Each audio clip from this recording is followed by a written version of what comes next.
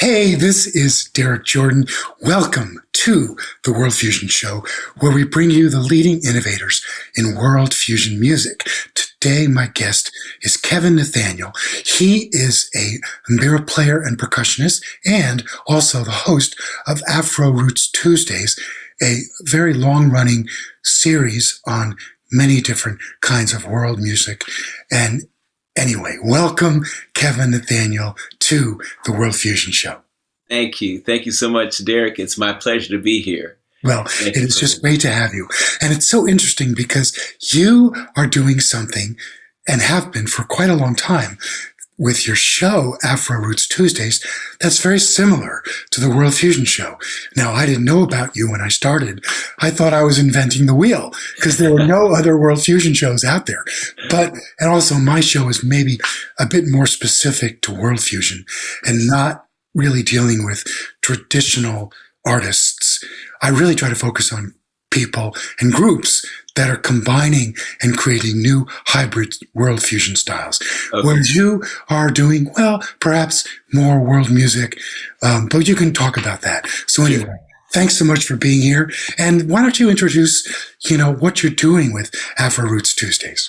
Sure. Okay.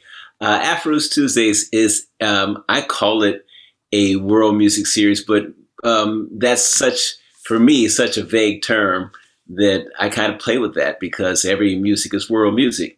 So we have all sorts of bands in there. We have a particular interested in what I call roots music. So if people are playing instruments that are involved the essence or the root kind of instruments out of whatever culture they are coming from, I'm looking at that more often.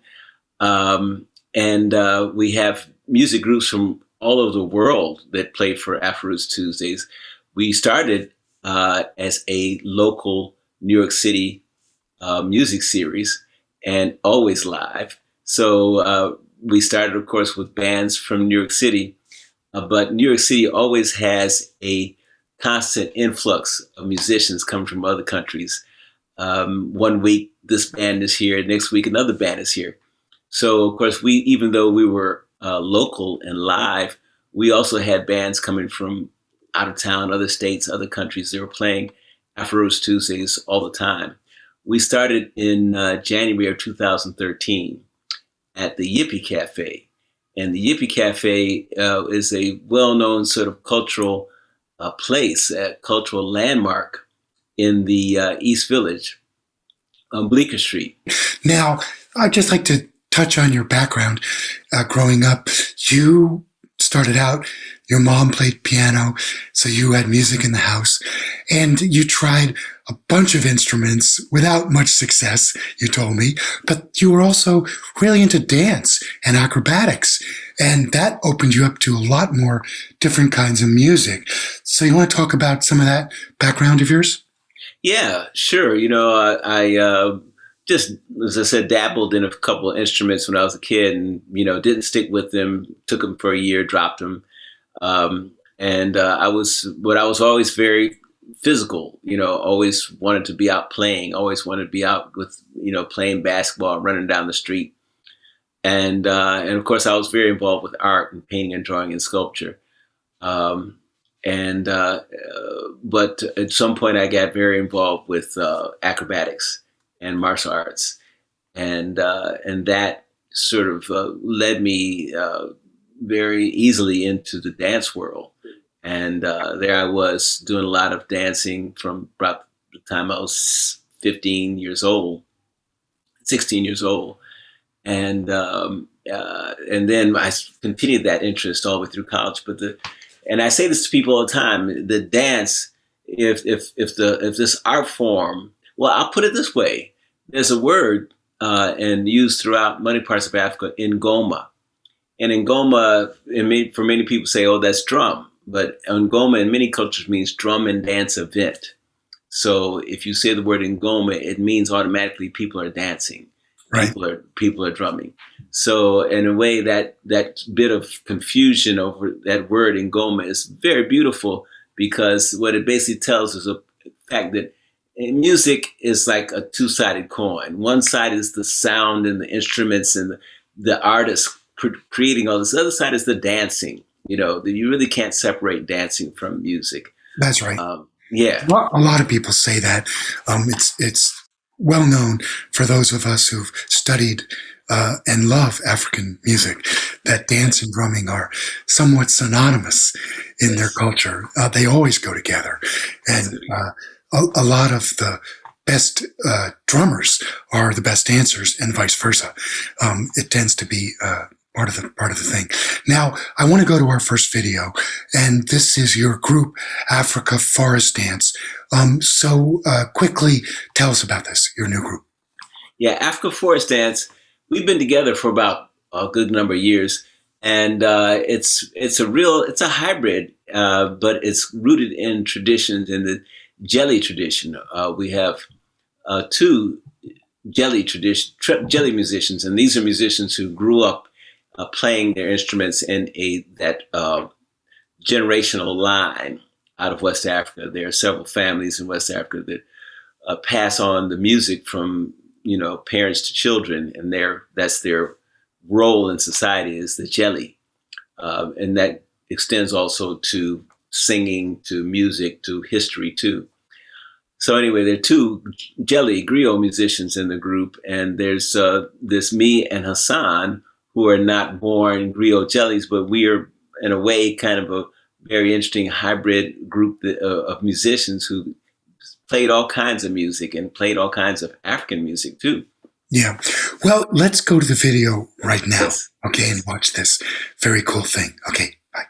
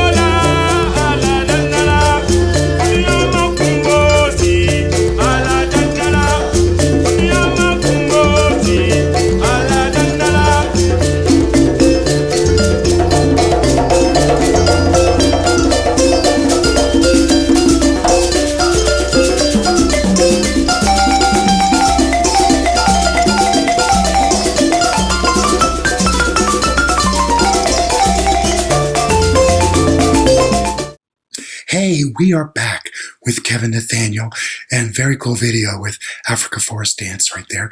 Now Kevin, I wanted to ask you, your main instrument, or one of them, is the mbira, which is the national instrument of Zimbabwe. But you are not from Zimbabwe. At least I don't think so.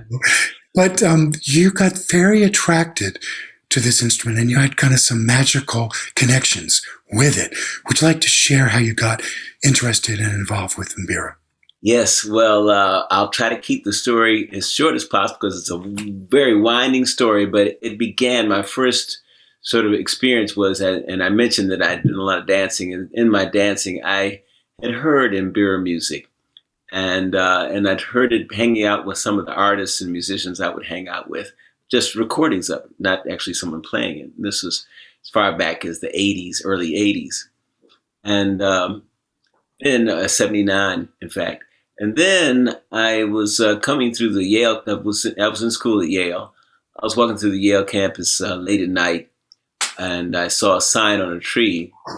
It said, mbira music this way. So I went and followed that sign.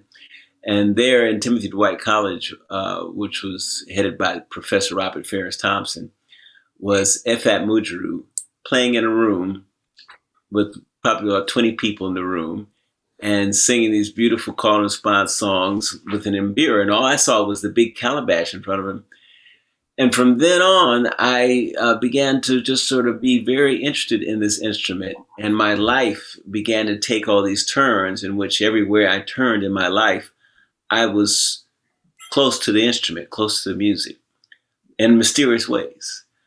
Too many mysterious ways for me to begin to be able to tell you, unravel that story. But I can just tell you that this was my last year in college where I met Efat. And for some reason, mysterious reason, or a very necessary reason to help my brother with a bone marrow transplant, I spent the summer in Seattle right after that. And Efat was there. And so this kind of coincidence was happening for the next 3 years. And which led me to start playing mbira, start building mbira, start playing them, and focus on it because I loved the sound. The sound was literally in my head everywhere I was walking. I was hearing mbira music, so the instrument was calling me, and that led me into this. It's so great. I wish we could hear all the cool details, but you truly had a magical connection with this instrument that drew you to it. And you've been playing it ever since. Yes. And very involved with it. Now I want to go to our next video, which is you working with some Indian musicians. And it's, again, a very different kind of world fusion thing. Very cool. Want to say something about it? Yeah, that was an event that happened a couple of years ago where they had a regular group of Indian musicians who had come in town, and they were all really virtuosos at their various instruments. And they wanted other musicians to come and explore with them the fusion. So they asked me, come on and bring, they knew that Kevin plays mbira. Okay, so they brought me in there for that. And I spent the day with them, playing with different groups. And that group that's in the video is the group that kind of things gel the best with. Yeah, I think so. And of course, mbira is not a very ordinary instrument to play with Indian musicians. But I really think it sounds great. Let's go to the video right now. Thank you.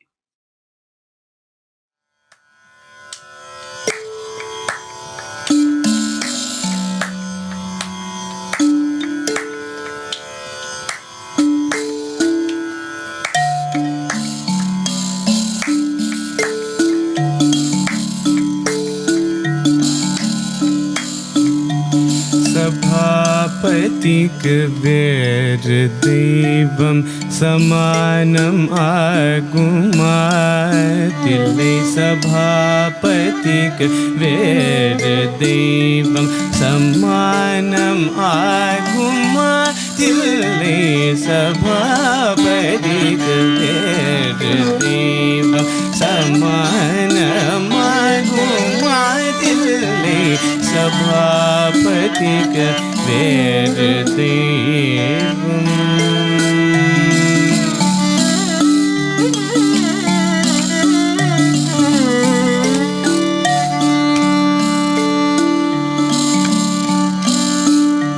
कृपानिधि इवरि पोल कृपानिधि इवरि पोल कृपानिधि इवरि पोल कृपानिधि इवरि पोल किडिकुमोयितरनि तनिले कृपानिधि इवरि पोल किडिकुमोयितरनि तनिले सभापतिक वेर देवम् समानमागुमादिल सभापतिक वेर देवम्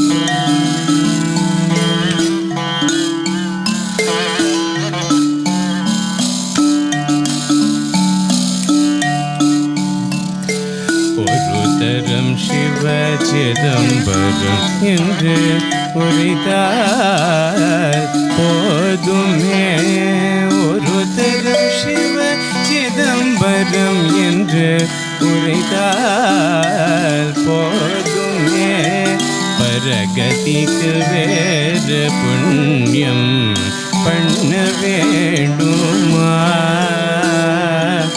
பரகதிக்கு வேறு புண்ணியம் பண்ண வேண்டுமா. Hey, we're back with Kevin Nathaniel. That was a really cool thing and unusual to hear the mbira with Indian musicians, I think. At least I haven't heard that. Anyway, we are going to go to our next video, and this is a one called Blessing. And in it, you are playing mbira with a Jews harp, a jaw harp, Morsing harp. Do you want to talk a little bit about this video and your concept for it? Yes, this is a very deeply meditative song, and it's one of the many aspects of mbira music is that it is deeply meditative music. It's music that keeps building rooms inside of rooms so that you can keep traveling. And I'm working on this piece with a musician named Tom Chess. Tom Chess is a great fusion artist. He plays these instruments such as the ney and the oud very well. And in this video, he's playing the morsing, which is Jaws harp. And it fits so well with the mbira. We started talking about this idea, and this song that I was playing, you know, it just fits in the key, and we matched the keys of the morsing with the mbira. And we developed this whole like cyclical piece. And we said, well, what to call it? What to call it? And we said, well, let's call it a blessing of, and he said, the blessing of now. Right. So we call it the blessing of now. That's nice. That's right. So let's go to the video right now. Great. And check out this beautiful piece.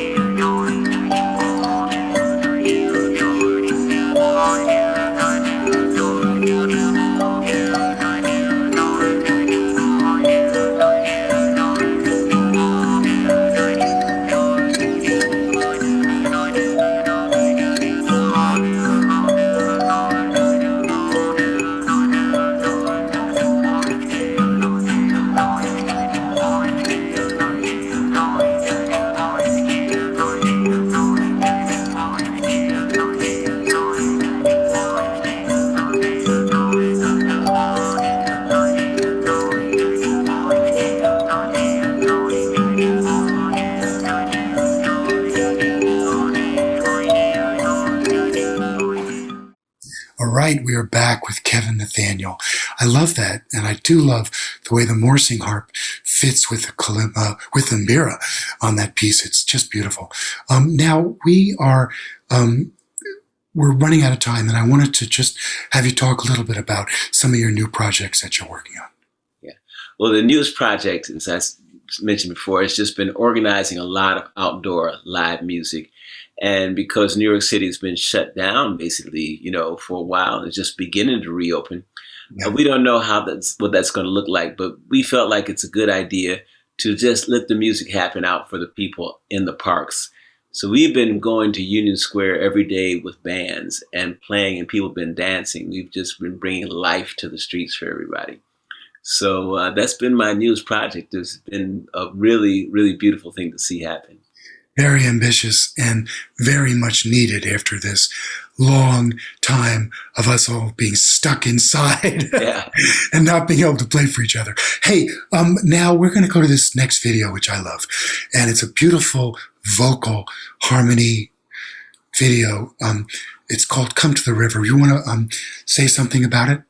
Yeah, this is a collaboration with the Reverend Jason Shelton, who is actually one of the most musical church figures of the Unitarian Universalist Church network. And he connected with Heritage, our group, our big percussion ensemble, and asked to do a project. And we wrote the song together. And really, we wrote every part of that song together as a team, as a collaboration. And that's what we came up with, Come to the River. Well, I think our audience is going to really appreciate this because it's got just a transcendent sound to it and a beautiful chorus. And I mean, everything is, it's just lovely. Okay, let's go to the video right now. All right.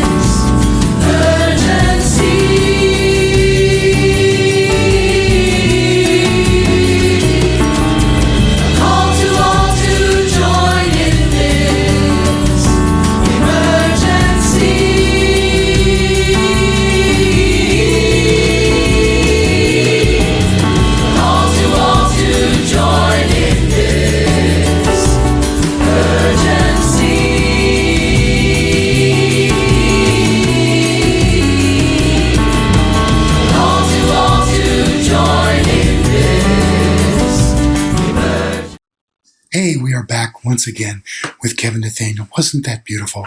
I really, really love it. Kevin, I just want to say thank you so much for joining us again and joining us here on the World Fusion Show to share your music and, some of your amazing story.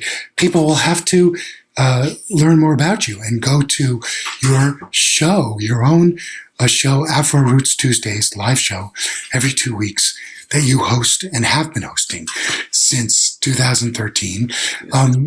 I just think it's so great what you're doing and bringing so much diverse music to the public. Thank you. Thank you. It's a real honor and pleasure to be here. Thank you so much for inviting me. And I really have a great deal of appreciation and respect and love for what you are doing too. So we're in this together. We are making it happen. We are keeping the culture moving forward. That's right. Yes. It's so true. And the feeling is mutual. I'm so glad that you're on the team, baby. Thank you. Anyway, thank you once again for joining us. All right? Thank you so much. Take care. Hey, this is Derek Jordan. Thanks for joining us today again on the World Fusion Show. It's been great to have you and our wonderful guest, Kevin Nathaniel. And I just want to say, we've got so many great shows coming up. Please stay tuned. And, I want to thank our sponsors, Mackenzie Family Trust, Dean's Beans, Jeff Green, Ron Dans, and Nancy Feinberg for their generous support. Thank you so much. It makes it possible for us to do this show. And as we always say on the World Fusion Show, remember, think globally, listen locally, and support independent music.